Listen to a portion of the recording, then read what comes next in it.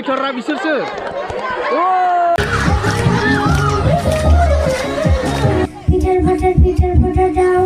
खुलुमग्रोबाय नोंथांमोन बयखौबो दिनै आङो दंफैयो नैबे जोंनि आमटेका हालामनि मोनसे गेलेग्रा फोथाराव बेवहाय माने दिनै 14 नभेम्बर दिनैहाय गथ'सा सान फालिनाय एबा चिल्ड्रेन डे दा नैबे चिल्ड्रेन डेखौ मेहेरगोनां आरो ओरैबायदि मोजाङै माने मोनसे फ्रुटफुल वेहाय दिनै बिथांमोना खुंदों बेनो जादों ICDS प्रजेक्ट अफ सिडली चिरां अफिसियेल्सफ्रा दैदेनगिरिफ्रा दिनैहाय बिथांमोना दिनैहाय नैबेयावहाय हाबाफारि लादों हाबाफारिया ओरैबायदि गाजा गोमजा हाबाफारि जायखौ जों बुङो ग्रान्ड वे सेलेब्रेट ग्रान्ड वे माने सिगाङावनो नायदो फिरफिला उरायहोनायनि थाखाय नैबेयाव जायगा आरो ओरैहाय दङ जाहैबाय मान बावनो थाखाय दिनै पन्डित जवाहरलाल नेहरुनि सावगारिखौ लानानै बिथांमोना बेखौ गोसोखांनानै मान बावनाय नैबेजों जागोन नै जोबोद समायनायै बेखौ साजायनानै दोनखादों बिथांमोना अब्ला प्रग्रामा जागायसिगोन नैबे फिरफिला उरायहोनाय आरो मान बावनाय बेनिफ्राय नैबेफोर गासै गथ'फोरानो जादों जाहैबाय जोंनि ओरै साहाथिंजायनि मोनथाम सेक्टरनिनो फ्रम मालिबिटा सेक्टर आमटेका सेक्टर आरो खैलामैला सेक्टर माने गुबुन गुबुन आंगनवाडी सेन्टार्सफोरनिफ्राय बे गथ'फोरा बेयाव जमा जादों दिनैहाय नैबे अबजारभेशन अफ चिल्ड्रेन डे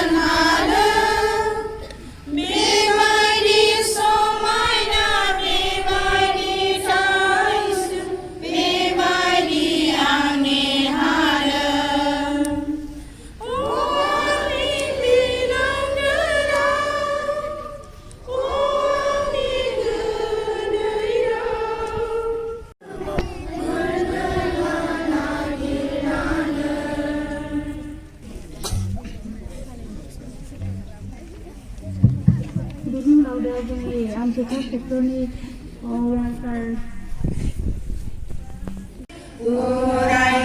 उरायबाय फिरफिला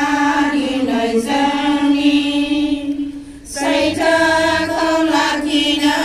जों खौसेयै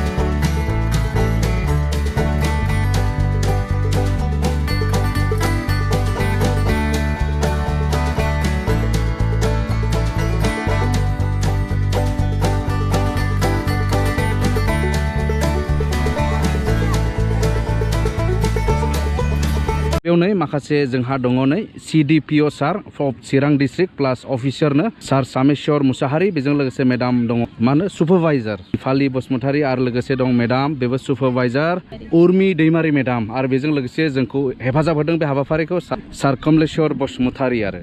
दा मेडाममोननिफ्रायनो जों दिनै मिथिनानै लागोन माबोरै अर्गानाइज खालामदों मा प्लान आरो सोर बाहागो लादों दिनैनि बे 14 नभेम्बर सानखौ जोङो ओरैनो गथ'सा सान होननानै बयबो मिथिगौ नाथाय गुबैयै बुंनो थाङोब्ला बे साना जोंनि उदां भारतनि गिबिसिन गाहाय मन्त्रि बिथां पन्डित जवाहरलाल नेहरुनि जोनोम सानसोमोन आरो दा बिथांनि बै थैनाय बोसोरनिफ्रायनो दा बिथाङा जिहेतु उन्दै गथ'साफोरखौ इनायनो अनोमोन इनायनो मोजां मोनोमोन बिनि थाखायनो भारत सोरखारा बिथांनि जोनोम सानखौ जेब्लाबो गोसोखांनो हानाय बायदियै बिथांनि जोनोम सान 14 नभेम्बरखौनो बिथांनि जोनोम सानखौनो गथ'सा सान हिसाबै फालिबोनाय जादों आरो दाबो फालिगासिनो दङ। जोङो गुबुन गुबुन बोसोरनिफ्रायनो गोजौनि बिथोन बायदियै अबजार्भ खालामबोदों फालिबोदों। बिदिनो जोंबो सिडली चिरां ICDS प्रजेक्टआ जोंनि सिडली चिरां ICDS प्रजेक्टनि सिङाव थानाय गुबुन गुबुन दखराफ्राव गुबुन गुबुन ओनसोलफोराव बास्लाय बास्लाय बे हाबाफारिखौ खुंबोदों। दिनै देग्लायनि नैबे सानाव जोङो आमटेका अंगनबादि सेन्टारनि सिङाव थानाय नैबे फोथाराव खुंनो थाखाय लाहार फाहार खालामदों। बे लाहार फाहारा गुबैयै बुंनो थाङोब्ला गोजौनि बिथोन बादियै जोंनि सिडली चिरां ICDS प्रजेक्टआनो अर्गेनाइज खालामनाय जादों। बेवहाय नै जोंजों लोगोसे दङ जोंनि CDPO सार आरो आंजों लोगोसे गोबां जोंनि सुपारभाइजार बायदेवमोन आरो बे आमटेका सेक्टरनि सिङाव थानाय गुबुन गुबुन अंगनबादि सेन्टारफोरनि वार्कार हेल्पार बिथांमोनहाबो दिनै बेहाय ज' जादों आरो बिब्दिनो बिथांमोननि अंगनबादि सेन्टारफोरनि सिङाव थानाय उन्दै उन्दै गथ'साफोरखौ लानानैनो जोङो दिनै गाब गोनाङै गाजा गोमजायै दिनैनि बे गथ'सा सानखौ फालिनो लानाय जादों। दा बे सानाव जोङो गथ'सा सान फालिनायजों लोगोसे उन्दै उन्दै गथ'साफोरखौ फंबाय बिनानावफोरखौ एनकारेज होनाय बायदियै जोङो बे अनजाथाव गथ'फोरनो गेलेनाय खारनाय बारनाय मोसानाय मेथाइ खननाय बायदिसिना हाबाफारि लानाय जादों। बेजों लोगोसे जाय बादायगिरिया साबसिनै बादायनो हागोन बे अनजालु फरायसुला फरायसुलिफोरनो जोङो सेथि नैथि थामथि बान्था गथायनाय जागोन आरो बेवहाय नोंथांमोना बिदि नुगोन माखासे आंगनबादि मेडामफोर जेरै नै ओरै जिरायनानै दं जोंनि ओरै साखाथिनि आंगनबादि मेडामफोरा मा खालामदों बिसोरबा दिनैनि नैबे हाबाफारियाव बाहागो लादों खुंदों चिल्ड्रेन डेनि नामै दाउदै नैबे हेपि नैबे बायद'मोनासो जोंनि गथ'फोरखौ जोथोन लायोना child care special child care लाग्रा जोंनि आंगनबादि बायद'मोन वार्कारफोर हेल्पारफोर बेबायदि आरो माने गथ'साफोरनि सानाव गथ'साफोरनि रंजानाय एबा गथ'साफोरखौ रंजाहोनाय नैबे नानिमोन दङ नै रेडि जागासिनो दं मोसानो रेडि जागासिनो दङ नै मा मोसागोन नानि मा मोसायो मा गित गैया मा गितमोनलाय मा गित नानिनो मिथिया मा गित माखौ जुम हादोर माब्रै जुम हादोर मा नाम दे नानि नोङो मा नाम क्रिमी नोङो मनिला दा ए नानि नोलाय रिसिमा नोङो मा जेसमि नायनि हाथाया जोंहा बाजैया जाग्रा लाबोबाय आंनो बायद'आ बाजैथंले बायद' मा दं मा होफैखो मालभग थालिर ओमफ्राय आपेल सैसे आपेल ओमफ्राय थाव रुटि ना मा होनो औ काजु बादामबो नामा काजु बादाम माइ फेभरेट औ दे हामबायसै बायद' दे जादिनि बे समाव दसे स्टेज प्रग्राम बेनो जादों गासै आलासिफोरखौ बिथांमोना बरायदों आरो मान बावदों बेनि उनावनो जासिगोन स्पर्ट्स एक्टिभिटिस इन्टारेस्टिं बिनि उनाव आमटेका इंलिश स्कुलनि आरोबाव एसिस्टेन्ट टिचार बिथां बिदाव ब्रह्म बिथांखौबो आंसे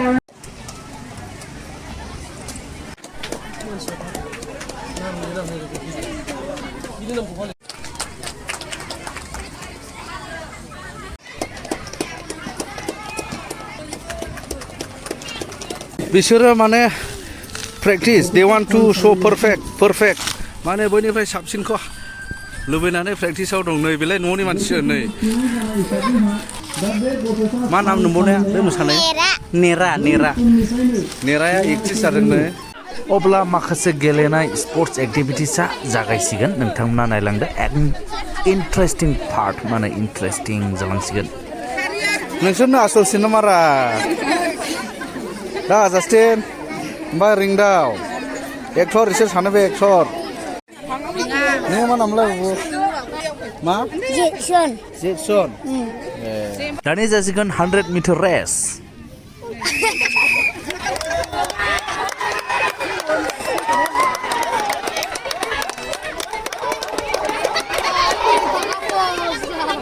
ओरैहाय जोंनि आंगनवाड़ी वार्कार बायद'मोना रेडिसै रेडि लाइन बोनानै सोर खारबोग्रोनो हायो हमखांगोन आरो येस दिस इज चिल्ड्रेन डे सेलिब्रेशन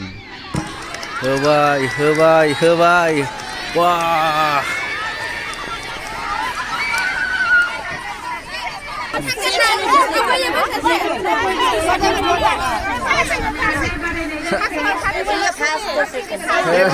बे गोरलै गोरलै गोरलै गोरलै नानि मोने बिस्कुट अखांनायनि मा नाम नानि जबेना ए जबेना ओरै रेडि खालामगासिनो दं नै बिस्कुट खागासिनो दं जोंनो बायद' मोना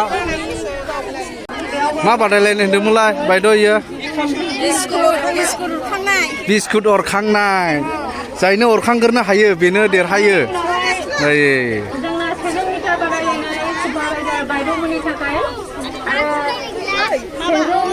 नोंसोरबो गेलेयो मा नामलाय नोंहा यो दंबो येस गुड दे बयबो होन खेबसेन माथो बिसोरसो आसललै एक्टर गोजा बिसोर जायनो सहैग्रोनानै बिस्कुट अरखांहैनो मोनो बे देरहायो औ लाना फैनांगौ जानांगौसो दङ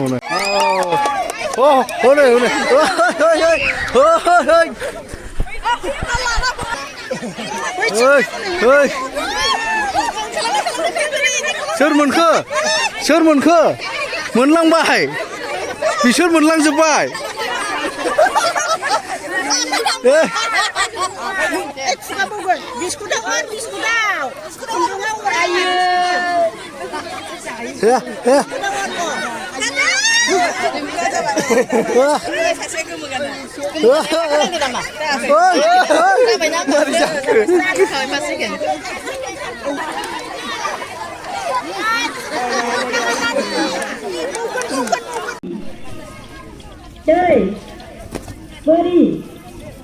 Beri.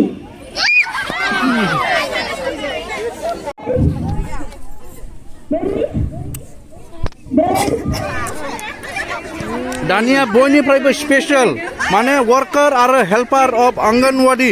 गासै मेडाम बायद'मोन बिसिनि बादायलायनाय नै जाबाय रेडि होनलायखानायसै नै एबार आफुनि नदराबो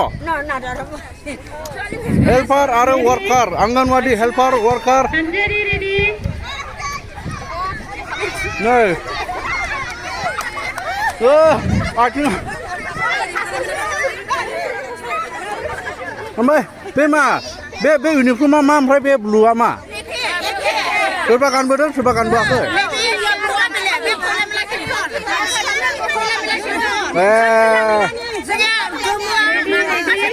दे जाबाय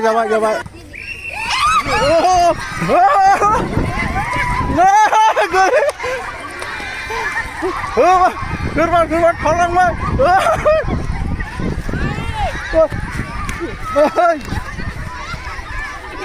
सोर देरहाखो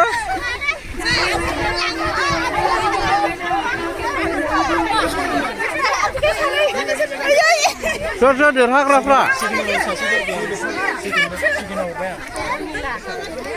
बे फार्स्ट नामा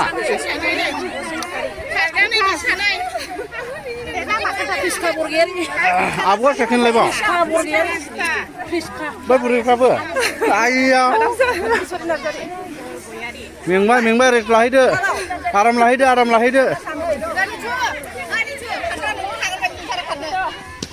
खोन्थाफिनसै मेडाम फार्स्ट सेकेन्डआ फार्स्ट टिपि नार्जारि मालिबिथानि ओमफ्राय अनिला बसुमतारि सेकेन्ड ओमफ्राय प्रिस्का बरगयारि ओमफ्राय बिसुरि नार्जारि बिसोरो थार्ड सानैबो थार्डआव सानै दं दानिया भेरि स्पेशल माने सुपारभाइजारफोरनिनो दानिया 100 मिटार रेस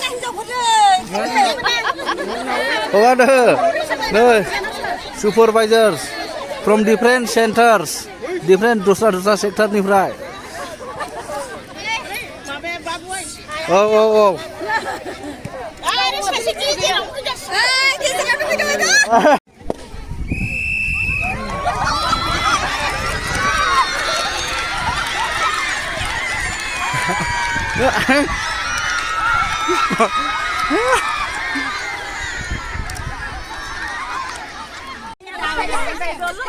नैबे नैबे बायद'आ फार्स्ट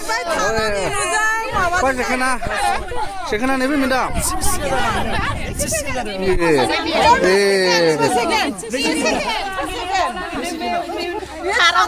सारा बरिया थार सानै जायो ने दे दानिया जासिगोन मोनसे इन्टारेस्टिं गेम बेनो जादों कक फाइट माने दाउला सौलायनाय गोदो जायफ्रा गेलेबाय स्कुलाव ओइ नोंनि आसललै बे नै मा नाम बाबु सानसुमा दे माबोरै होनदोंमोनलाय मेडाम गोग्लैबाबो थैगोन ओमफ्राय माबोरै होनदोंमोनलाय गोग्लैबाबो आखाइ हगारबाबो थैगोन बेयो गैले केन्सेल आउट औ ओंखायनो वार्कारफ्रा खाथि थाखानांगौ नौ नायखादो आखलखौ नायदो बरनदो औ चालु होदो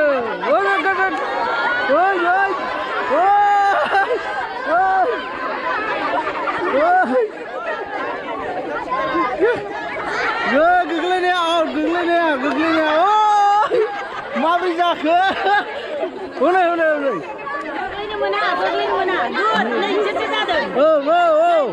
बिसोरसो आसल फाइटाररा बिसोरसो बे थार बेसोर सानैल'सो नै आसल दाउला राजाफ्रा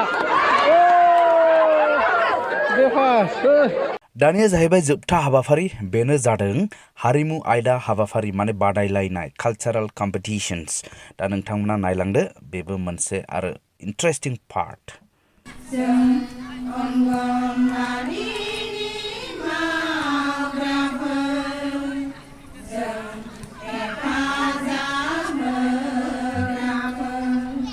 ब्रै थाखोआव फरायो आं खन्थाइ आवरायनो नागिरदों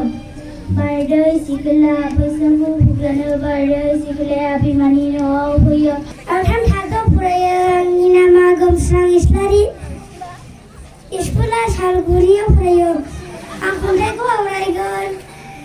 Where do you come from? You live drop of light Peter Potter down the window pane मुङा देरजों गयारि आं 1 थाखोआव फरायो सिखिरिया गां फार आंनि मुङा जेसमि नार्जारि आं 1 थाखोआव फरायो खन्थाइनि मुङा गेलेनाय बायदि गेलेनाय फै गेलेनि फै बल गेलेनि फै आरो गेलेनि गिला गले रंजानाय बिधुनि सिला गेले